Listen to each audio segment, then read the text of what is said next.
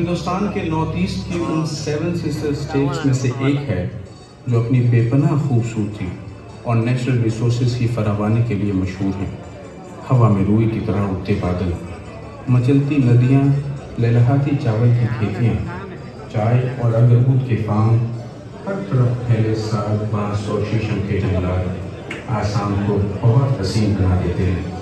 मगर इन हसीन मंजरों के पीछे एक कड़वी सच्चाई भी है। और ये सच्चाई है गरीबी की, बेरोजगारी की, इलिटरेसी की, lack of proper medical help की, हर साल बिला नज़ा आने वाली नेचुरल कैलेमिटीज़ की, और फिर अपने अजीज़ों की लाशों पर रोने की। लेकिन ऐसा कैसे मुमकिन हो सकता था कि जो मिट्टी इतना सब कुछ पैदा करती हो, वो ऐसे सपूत ना पैदा करे जो इस होपलेस माहौल को तब्दील करने का हौसला रखते हो। चुनांचे नागांव तय किया कि उसकी आने वाली नस्लें इस अजाब को नहीं झेलेगी। उसके पड़ोस की औरतें बच्चे को जन्म देते हुए दम नहीं तोड़ेंगी, और उसके गांव के बच्चे सिर्फ स्कूल न होने की वजह से अनपढ़ नहीं रहेंगे। ये ख्वाब उसने उस वक्त देखना शुरू किया जब उसके हाथों में कुदाल थी और तेज धूप में हल जोतना उसका मुकद्दर। उन मुश्किल हालात ने उसके इरादों को और मजबूत कर दिया। अपने मिशन को पूरा करने के लिए वो आसाम को छोड़कर सपनों की नगरी मुंबई चला आया।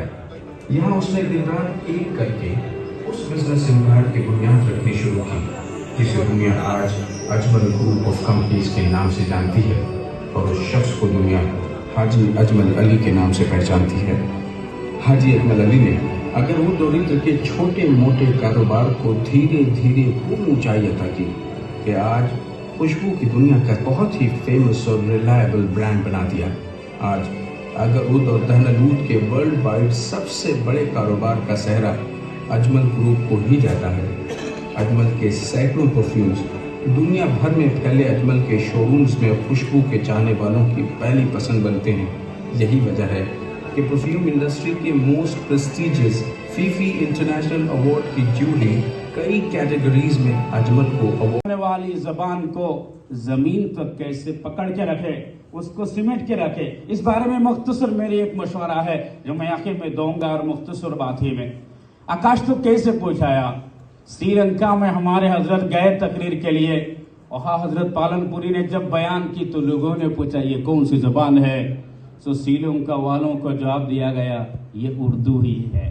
सैयद अताउल्लाह बुखारी रहमतुल्लाह अलैहि को जेल के काटगड़ा से लेकर अदालत मजिस्ट्रेट के सामने जब लाया गया और उनके बारे में सारे इल्जामात को कबूल करने के लिए कहा, वो सारे के सारे जज और वकील सब अंग्रेजी वाले थे, लेकिन उन्होंने उस वक्त भी हिंदी उर्दू को नहीं छोड़ा और उर्दू ही से अपने जवाब दिया था अदालत के काटगड़े में मजिस्ट्रेट के सामने जो बरतानिया से आने वाले थे कि मुझको मेरे हसरतों से पूछना ला हासिल है, मुझको मेरे हसरतों से पूछना ला हासिल है, तुम तो आखिर वो करोगे जो तुम्हारे दिल में है। मेरे दोस्तों, जो उर्दू जबान को अदालत से लेकर अदावत तक, श्रीलंका से साउथ अफ्रीका तक, आप बीती में हजरत शेख ज़करिया रहमतुल्लाह अलैहि लिखते हैं जब उनको साउथ अफ्रीका में बुलाया गया और वहां के लोकल पुलिस ने उनकी गाड़ी को सिक्योरिटी देकर फिर पुलिस ऑफिसर ने अपनी ही इंस्पेक्टर आना टोपी को आपने बहुत कंसिडरेशन करके दीमापुर का मुसलमान बच्चा लोग को आगे बढ़ाया। शुक्रिया अदा करता है हम ये मुसलमान कौम की तरफ से कि आपने जिस काम में लगा हुआ है, आप उस काम के लिए हम लोग को बहुत सारा फायदा मिल रहा है। एक बात आपका जानकारी के लिए और हमारे आकिल साहब के जानकारी के लिए बता दूं कि हमने मुस्लिम काउंसिल इस्टेब्लिश होने का बहुत सारा फाउंडिंग मेंबर से हम बैठा है। एक मकसद हमारा पास ये था कि हम एजुकेशन को बढ़ावा दें। हमने देखा ये नागालैंड जहाँ लिटरेसी रेट 80% से ज़्यादा है और सबसे बैकवर्ड लिटरेसी में हमारे कौम है। हमने एक स्टूडेंट फेलिसिटेशन प्रोग्राम 2000 से स्टार्ट किया जो एनुअल कंटिन्यू करता है। हम लोग 2000 में हमने सोचा कि कुछ बच्चे जो अच्छे मार्क्स लेके आए, 60%, उस टाइम 60% बहुत बड़ा मार्क था हमारे कौम के लिए। एक फेलिसिटेशन प्रोग्राम कराया, नागालैंड का बड़ा बड़ा हस्ती लोग को बुलाया, ऐसा कंटिन्यू करते गया। तो 8 बच्चे मिला सिर्फ, जो 60, 61, 62% का था।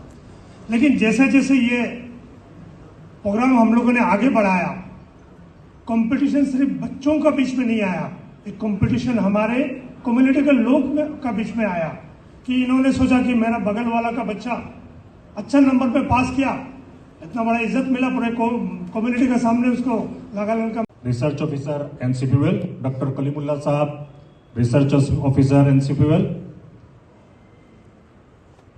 Mister Rahidur Rahman sahab, working president of Muslim council Dimapur, doctor Abdul Khaliq sahab, principal public college Dimapur, बहुत सारे मदरसास, मस्जिद, अलग अलग ऑर्गेनाइजेशन, इंस्टीट्यूशन से आए हुए जिम्मेदारान और ख़ास तौर से हमारे मेरा पर्टिकुलर वेल विशर्स, हमारे ऑर्गेनाइजेशन से वेल विशर्स, हमारे कम्युनिटी के वेल विशर्स, सबको मैं स्वागत करता हूं। और पर्टिकुलरली मैं आप लोगों की शुक्रगुजार हूं कि हमारे इस प्रोग्राम में आप लोग, बहुत इम्पोर्टेंट आप लोगों का बिजी शेड्यूल एक्टिविटीज छोड़ के आप लोगों ने यहाँ पे आए हैं।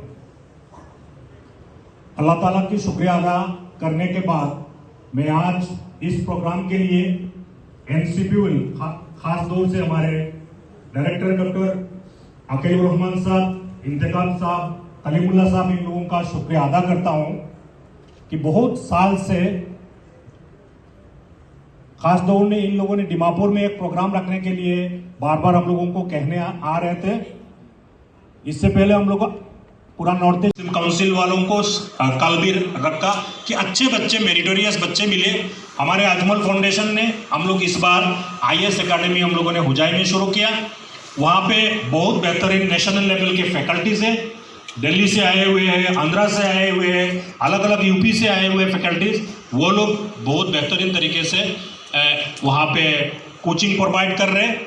दिल्ली में हमारे बहुत सारे बच्चे हम लोग दिल्ली भेजे थे, उनको भी यहाँ पे लाया, तो वो लोग कह रहे हैं दिल्ली के बहुत सारे कोचिंग इंस्टीट्यूशन से बेहतरीन एनवायरनमेंट, एजुकेशन और सपोर्ट हमारे अजमल IAS एकेडमी हुजाई में मिल रहा है।